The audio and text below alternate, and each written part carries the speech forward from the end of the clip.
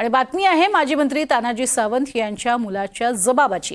पोलिसांनी ऋषिराज सावंतचा जबाब नोंदवलाय। पोलिसांनी नोंदवलेला जबाब आणि सावंत कुटुंबियांनी दिलेली प्रतिक्रिया यात मोठी तफावत आहे। ऋषिराज बेपत्ता झाल्याची तक्रार सावंत कुटुंबियांकडून देण्यात आली आहे। तानाजी सावंतांनी यंत्रणा कामाला लावून मुलाचं विमान बँकॉकवरून थेट चेन्नईला उतरवलं। हा घटनाक्रम समोर असतानाच ऋषिराजच्या मोठ्या भावानं मात्र तो बिझनेससाठी गेला होता असं सांगितलं आणि पोलिसांनी नोंदवलेल्या जबाबात ऋषिराजनं बँकॉकमध्ये मित्राची सासुरवाडी असल्याचं सांगितलं। त्यामुळे या प्रकरणात आता संशयाचे ढग जमा होऊ लागले।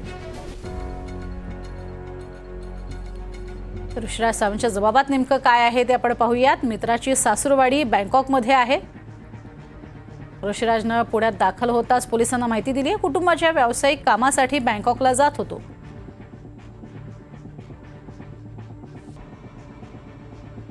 तर विमान कंपनीला 68 नाही 78 लाख मोजले असंही त्यांनी सांगितलं। तर कंपनीला जीएसटी सह इतर करांसह 78 लाख दिले।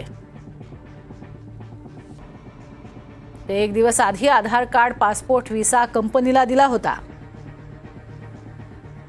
बुकिंग फक्त जाण्याचं केलं होतं।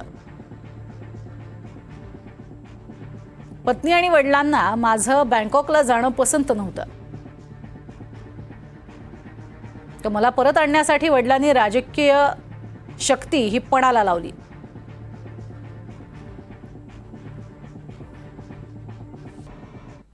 दरम्यान ऋषिराज सावंतच्या फसलेल्या या बँकॉक दौऱ्यावरनं टीकेची झोड उठल्यानंतर त्यांचे बंधू आपली बाजू सावरण्यासाठी पुढे आले आणि ऋषिराज सावंत बिझनेस ट्रिपसाठी बँकॉकला जात होता असं म्हटलंय। नेमकं काय म्हटलंय ऋषिराजचे भाऊ गिरिराज भाऊनी पाहूयात। काल साधारणतः 3-3:30 वाजता माझा जो लहान भाऊ आहे ऋषिराज तानाजी सावंत हा साधारणतः 3-3:30ला त्याचा मेसेज आला आणि त्यानंतर त्याचा फोन ट्रेस होत नव्हता आणि फोन लागतही नव्हता।